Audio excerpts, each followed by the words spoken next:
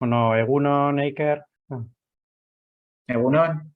Hoy tenemos con nosotros a Iker Badiola. Iker es de Ondarroa, estudió biología, se doctoró y después creó una primera startup junto con otros 3 socios. Creo que todos erais científicos, ¿verdad? Innoprot. Eso es. Es una startup que todavía existe, pero tú decidiste seguir el camino de la investigación en la universidad y desde ahí es donde ha surgido tu segunda startup, que es Nanokide. Cuéntanos cómo surge Nanokide, Iker. Nanokide surge de la colaboración entre dos grupos de investigación, el grupo de investigación de Alejandro Sánchez en la Universidad de Santiago de Compostela y nuestro grupo, la división de cáncer de Signaling Lab. Signaling Lab es un grupo amplio con diferentes divisiones y una de las divisiones es la de cáncer, la que lidero yo. Y en esa convergencia nosotros identificamos dianas terapéuticas y el grupo de Santiago de Compostela desarrolla plataformas nanotecnológicas, es decir, nanopartículas que sean capaces de direccionar las moléculas terapéuticas hacia las células diana. Y así es como se consigue desarrollar un primer prototipo contra la metástasis hepática producida por el cáncer de colon, y se crea una patente en base a este desarrollo y de ahí se crea Nanokide, ¿no? En un principio con esa base, pero abiertos al desarrollo de más productos. Estamos hablando de una investigación, supongo, de muchísimo tiempo. Sí. Esto no se hace en 2 días, ¿no, Iker? Efectivamente, de cuando nosotros contactamos la primera vez con el grupo de Alejandro Sánchez y vimos las posibles sinergias y la compatibilidad en nuestras diferentes áreas de conocimiento que teníamos, y cuando pudimos patentar este primer prototipo, pues podemos decir que pasaron 4 o 5 años. Sí, sí, sí. Estas colaboraciones entre grupos de investigación universitarios, ¿surgen por casualidad o hay una...? Tú me has dicho que les llamasteis vosotros, ¿no? Vosotros Bueno, visteis... ¿Cómo fue eso? Sí. diríamos, no sé, hombre, son casualidades, pero son casualidades que buscamos, ¿no? Los investigadores buscamos este tipo de casualidades. Yo me acuerdo que nos habíamos registrado para un evento de la Unión Europea de mismatching, de conseguir juntar a gente que podía crear sinergias en sus diferentes campos de investigación. Y Alejandro, el grupo de Alejandro también se había apuntado a este evento. Lo que ocurrió es que en el último momento, por circunstancias, no me acuerdo por qué, pues el grupo de Alejandro no pudo acudir, pero se había quedado con el listado de los participantes. Y viendo un poco el perfil nuestro, contactó conmigo y de ahí comenzó la colaboración.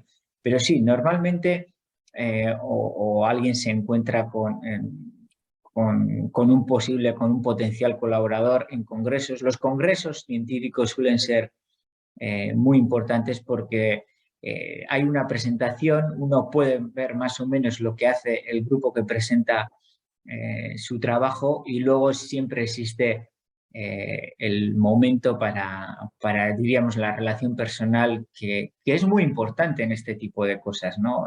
Diríamos, ese feeling, esa química que puede haber entre las personas cuando nos juntamos.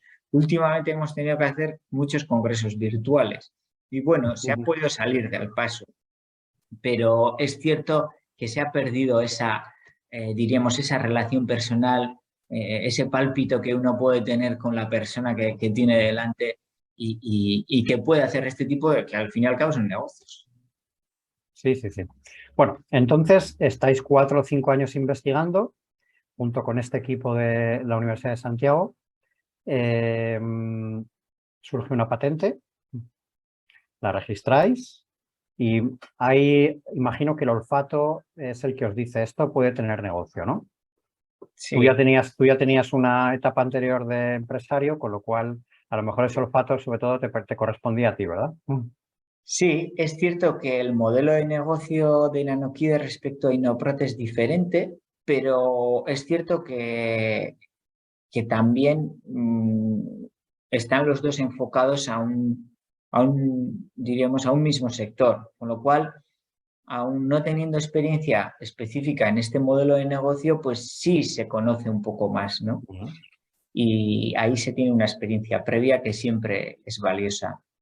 En un principio empezamos con la idea de poder licenciarlo, incluso nos presentamos a diferentes programas que intentan aproximar este tipo de patentes como licencias desde el mundo académico al empresarial, pero bueno, enseguida nos dimos cuenta que quizás se le podía dar este formato y ahí es pues, un poco con la experiencia previa y con esa pequeña seguridad de tener algo de idea de lo que queríamos hacer, pues decidimos por darle la forma empresarial a esta patente. Y esto en términos prácticos, ¿cómo funciona dentro de la universidad? Porque tú ahora te haces otra vez emprendedor. ¿Qué pasa con tu puesto en la universidad? ¿Eso te lo mantienen? Sí. ¿Cómo funciona eso? Bien, bueno, ahí tenemos a la famosa ley de la ciencia, Ajá. que en cierta manera intenta regular este tipo de situaciones. La ley de la ciencia, bueno, en esa ley vemos cierto temor a la picaresca, ¿no? Que alguien puede llegar a formar una entidad de carácter empresarial y poder desviar los fondos de la investigación a esa empresa para beneficio propio. Con lo cual, para evitar esa picaresca se regula con que los profesores que emprenden este tipo de proyectos no pueden tener más de un 10% del capital social de la empresa. Con lo cual se regula de esa manera. En estos momentos sigo siendo profesor de la Universidad del País Vasco con todas mis obligaciones y derechos y sigo teniendo ese 10%, el máximo permitido por la ley de la ciencia, en Nanoquide, y sigo en este proyecto de forma activa. O sea, tienes también una seguridad de que no has perdido tu trabajo, entonces, ¿no? Es una ventaja contra otro tipo de emprendimiento donde pues uno no tiene otro colchón, ¿no? Digamos. Sí. Luego, a veces suele ocurrir... También es verdad que si sale bien vas a ganar menos, porque por de pronto solo tienes el 10% del capital, claro. Eso es.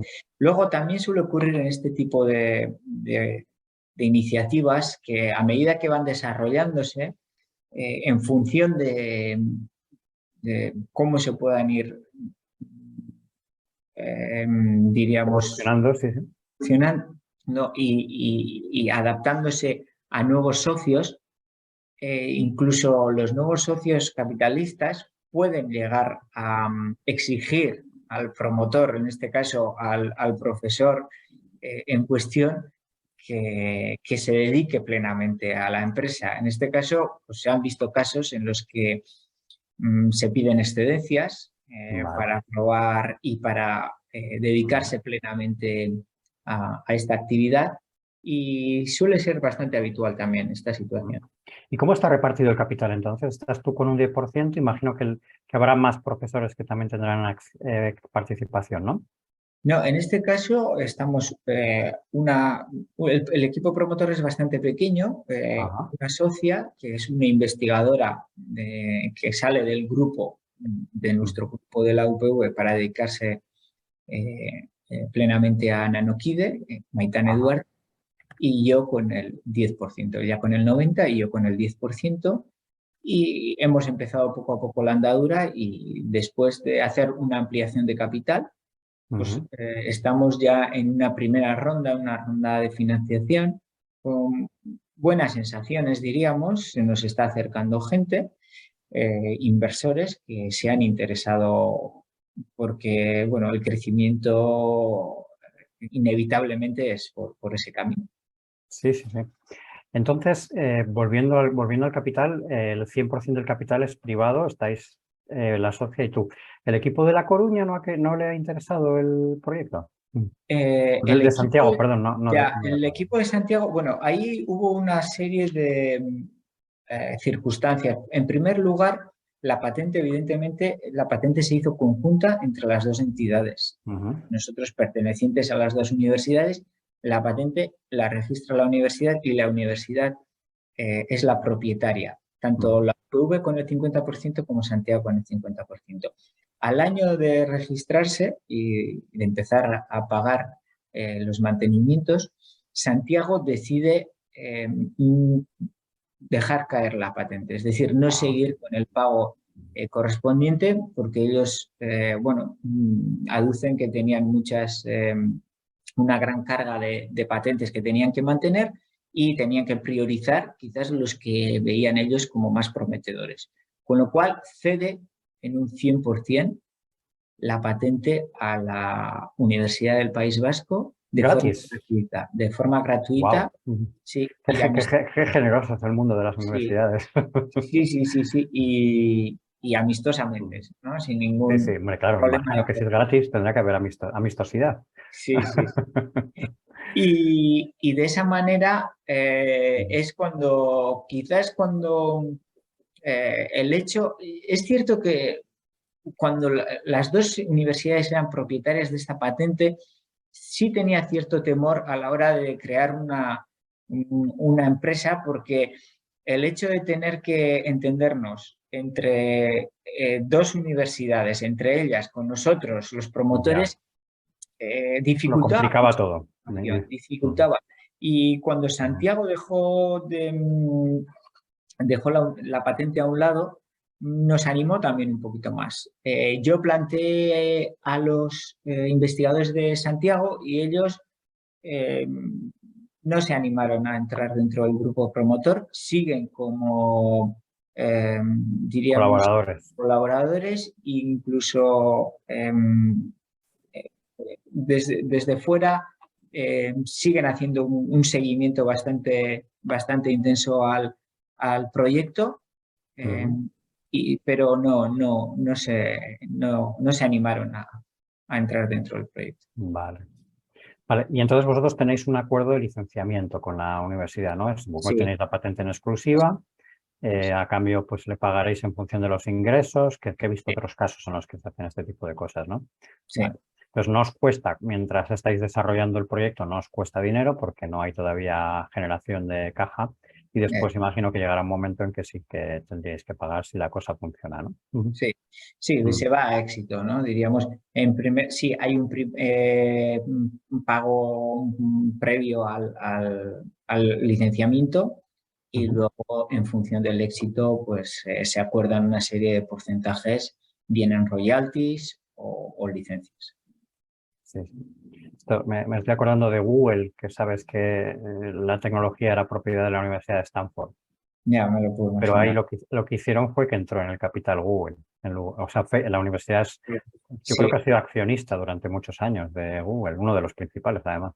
Suele ser una fórmula bastante habitual. Por ejemplo, lo que te he comentado anteriormente respecto a los temores que tenía cuando la propiedad de la patente era de ambas universidades, yo mantuve una serie de conversaciones con la Universidad de Santiago y me decían que en estos casos en los que algún promotor daba el paso de pasar de la patente a crear una empresa propiedad de la Universidad de Santiago siempre solía participar con un porcentaje, aunque fuese mínimo, en las empresas. Y sí es algo muy habitual que este tipo de relación universidad-empresa. Sí, se dé de esta manera, ¿no? Sí. Estas iniciativas de... eso Tecnalia, por ejemplo, sí lo hace, ¿no? En las empresas que salen de Tecnalia, pues siempre participa en ellas. De forma además muy activa, sí. En algunos casos hasta 100%, tengo entendido. Bueno, es igual, vamos a volver a Nanokide, que nos estamos desviando. Lanzáis, imagino que habéis tenido también acceso a diversos ayudas públicas y demás, que en el ecosistema vasco pues existen diferentes opciones. Una persona dedicada en exclusiva, que es la persona que estaba en el grupo de investigación, ¿no? Tú parcialmente. ¿Habéis metido más gente? ¿Habéis tenido que recurrir a más gente? Sí, de momento También hemos contratado a una tecnóloga, a una técnica de laboratorio para el desarrollo de los prototipos 2 y 3. Estamos en función de la ronda de financiación, sí estaríamos interesados en la contratación de más gente, tanto de perfil científico como de perfil, diríamos, gestor. Ajá. Y ese es uno de los puntos que queremos relanzar con la futura ronda de financiación. Porque ahora la gestión la tiene que hacer tu socia. Sí, sí, Imagino que eso para ella será una carga importante, ¿no? es una carga importante. Hombre, siempre subcontratamos Y poco agradable. poco agradable. Para Además, un científico, digo, ¿eh? Hay gente eso es, que se sobre mueve muy todo, cómoda en las labores administrativas, pero... sí, sí. mm, Bueno, sí, lo hacemos, intentamos hacerlo entre los mm, dos.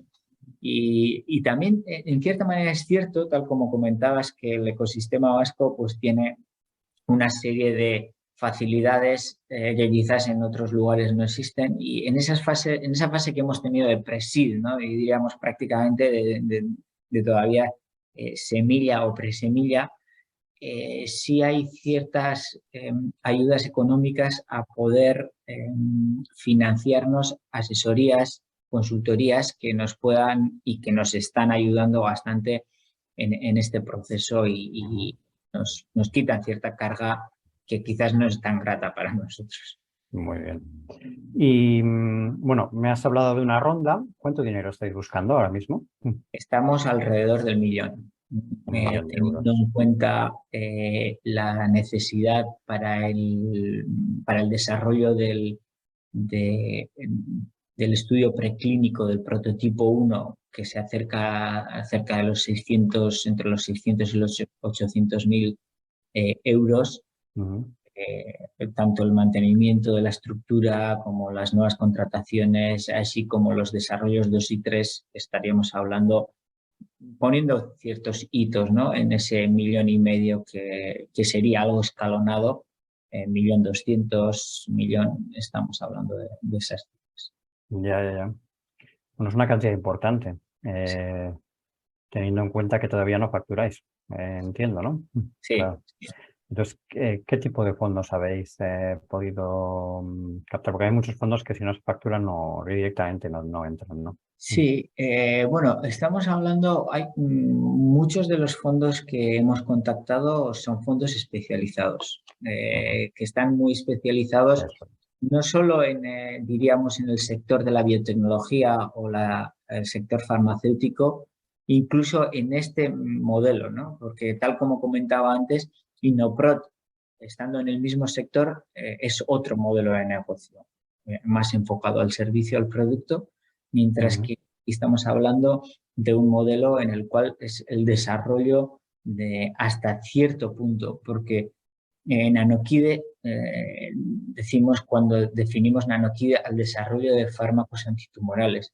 El desarrollo del fármaco antitumoral acaba cuando ese fármaco está en el mercado y posiblemente los prototipos que estamos ahora, que tenemos en marcha, eh, Nanoquide nunca llegue a comercializarlos como tal, sino que el modelo se basa en licenciarlos en fases clínicas, en fase clínica 1 o 2, normalmente cuando se pasa del 1 al 2, cuando ya incrementa su valor y ya ha pasado una serie de cribas, diríamos. Ujú. Estos fondos especializados en el sector biomédico, ¿verdad? Sí, sí. Ujú.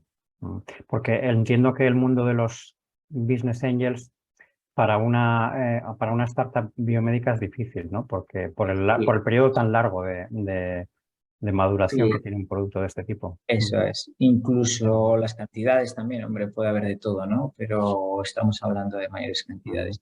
El riesgo es altísimo. Me acuerdo hace poco hablando con uno de estos fondos, decían que, bueno, ellos son conscientes que hay una cantidad de ensayos clínicos que fallan con el tiempo. Ujú. Eso, estadísticamente, Sí, sí, sí. ahí están los números. Con lo cual, ellos también saben que de los proyectos que ellos financian, pues de 10 proyectos, entre 2 y 3 serán exitosos. Con lo cual, el Ya, beneficio que tienen que sacar de esos 2 y 3 tiene que ser para poder cubrir el fracaso que ha habido en esos sí, sí. 6-7, más el beneficio que tienen que sacar como fondo que son. Con lo Un cual, fondo como Isios, por ejemplo, es un fondo que invertiría en una startup de vuestro tipo. sí, Isios, Mm. Inverready, estamos hablando de este tipo de fondos. Y luego Pues, este que invirtió en la biotecnológica Donostiarra, que la han vendido a Bayer, ¿cómo se llama? Eh, mm, no sabes la que te estoy diciendo, la que se dedica al tema genómico. No, no me está saliendo. Es competencia, está Vive Biotech por una parte. sí, Vive Biotech, Viralgen, Viralgen. Viralgen. Viralgen estaba invertida Sí, por un fondo con sede en Madrid, sí, que tiene algunos accionistas vascos, por cierto, bastante relevantes. sí, sí, No sé si no sé si a ese, por ejemplo, Columbus.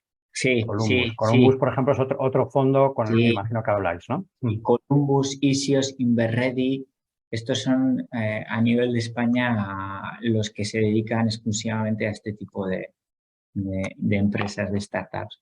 Y Bueno, luego, Columbus e Isios están especializados en el ámbito biomédico. sí, Inverredi yo creo que toca muchos palos. sí, Inverready es más amplio. A veces hasta me asusta la gran variedad de proyectos Sí, que toca Inverredi. Sí, sí.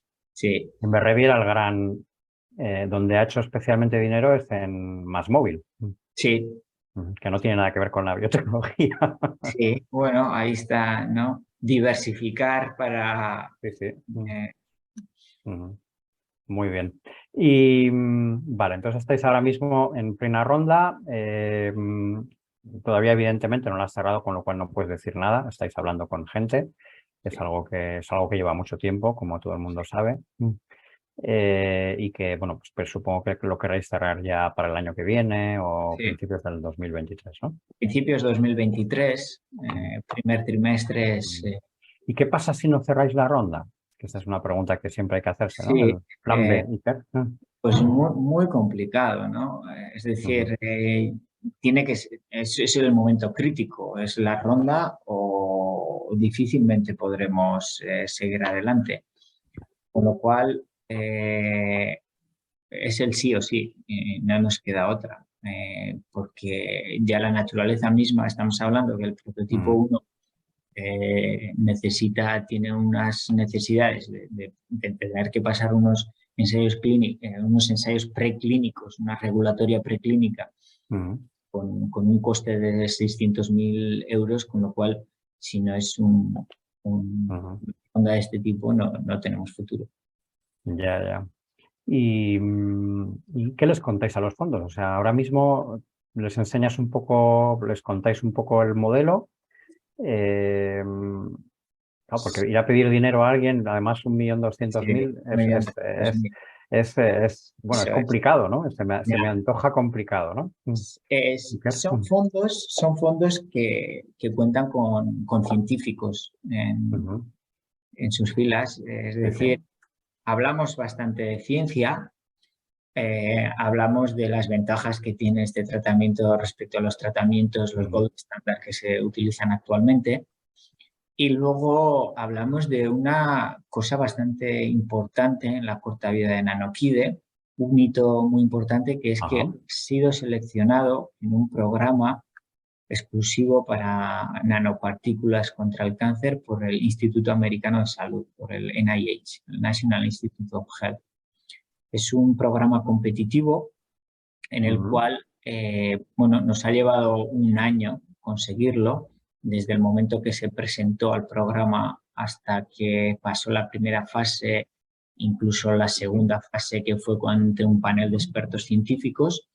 Y ahora mismo ya vamos a mandar nuestras nanopartículas para que parte de los ensayos preclínicos regulatorios que he comentado anteriormente se realicen en las instalaciones homologadas del Instituto Nacional de Cáncer, Instituto ujú, Nacional de Salud Americano y su división de cáncer.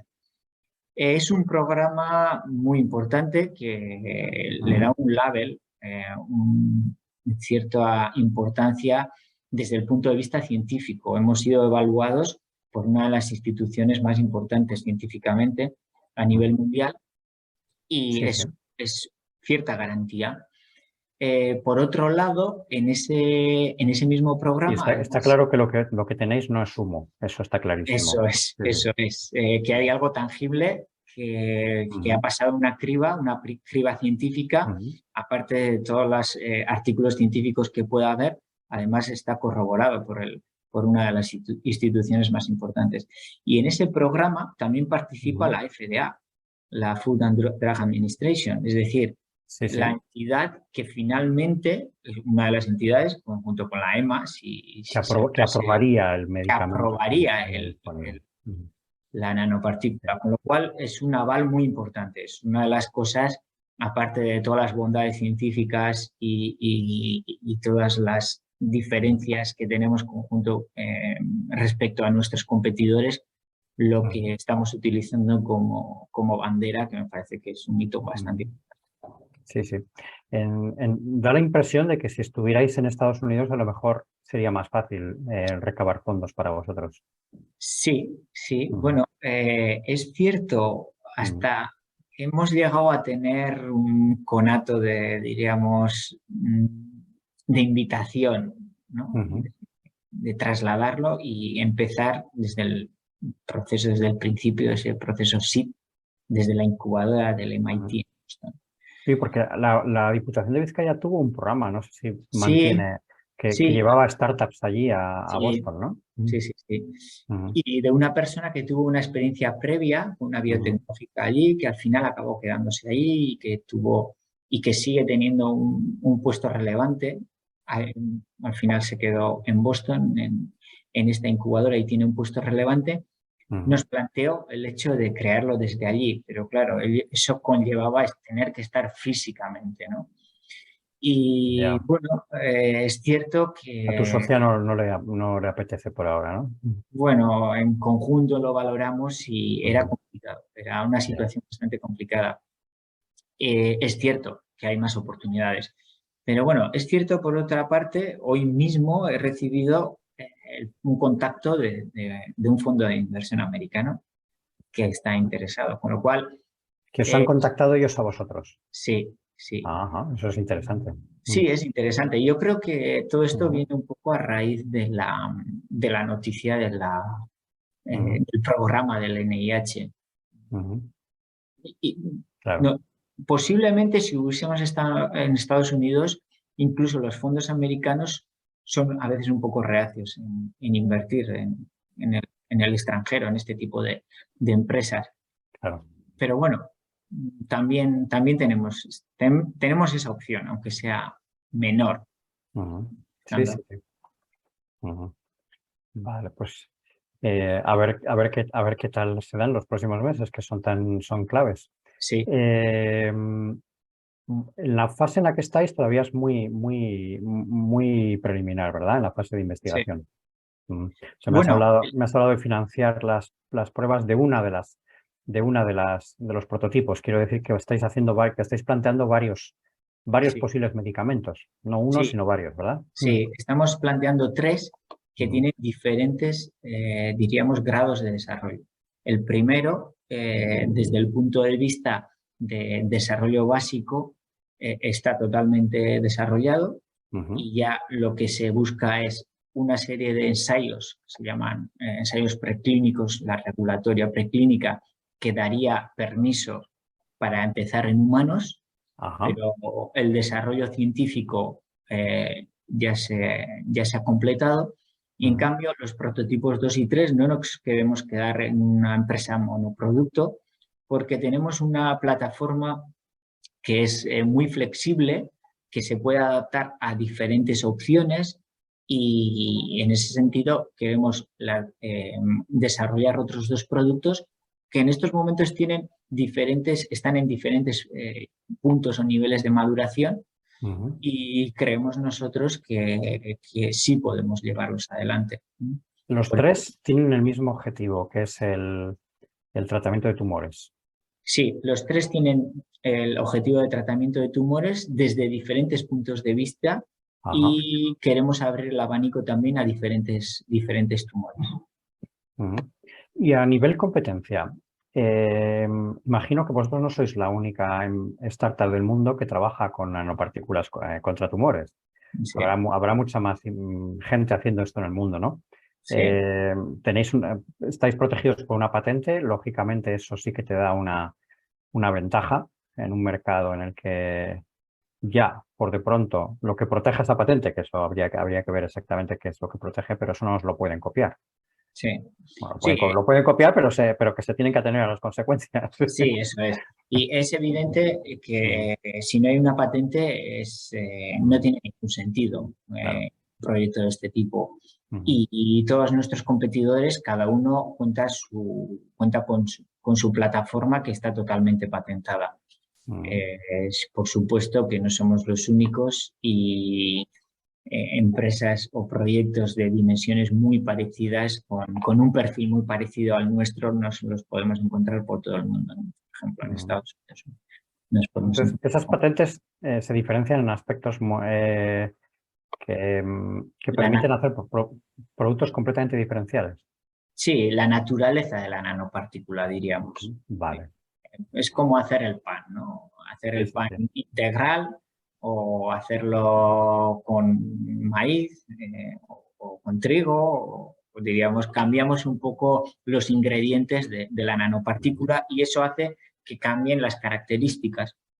Vosotros estaréis convencidos de que vuestra receta es la ideal, pero igual que las demás, ¿no? Sí, sí, en eso sí, sí existe un poco de... Sí. Lógicamente, ¿no? Sí, lógicamente, ¿no? Cuando hacemos las comparaciones, pues la nuestra es la menos tóxica, la más barata de producir Eso es y lo que te iba a buscamos. preguntar. ¿Cuáles serían las ventajas de la vuestra? Sí, una de las grandes ventajas, aunque parezca mentira, las Ujú. nanopartículas en general son bastante tóxicas. De hecho, Ujú. ha sido un gran problema que ha habido con las vacunas a la hora de Ajá. poder desarrollarlas, ¿no? Hasta que mm, siempre se dice que la toxicidad es intrínseco a la dosis, a la concentración. Es decir, algo es un Ujú. tóxico cuando pasa cierta dosis. Y ahí hubo algunos problemas sobre todo Moderna tuvo problemas porque el RNA mensajero estaba dentro de las nanopartículas y las Ajá. nanopartículas en sí suelen tener cierta toxicidad, con lo cual cuando las dosis pasan ciertas concentraciones, pues ahí existe el problema de poder ser administradas y a ver si la agencia de turno pasa eso como tóxico o no tóxico. En nuestro caso estamos hablando de una formulación con una toxicidad bajísima, que lo hemos demostrado también Ujú. los científicos. Por otro lado, la flexibilidad, ¿no? La capacidad de poder decorar de diferentes maneras para poder direccionar a diferentes dianas celulares. Y esa capacidad que tiene de poder albergar, de poder introducir en su interior lo que hoy en día tan de moda está, que es el material genético, tanto microRNAs como el RNA mensajero, ¿no? Que ha sido la gran revolución con las bacterias contra el COVID. Y luego la fácil producción y no solo fácil, sino también barata, ¿no? Que son importantísimas en este caso. Ujú. De acuerdo.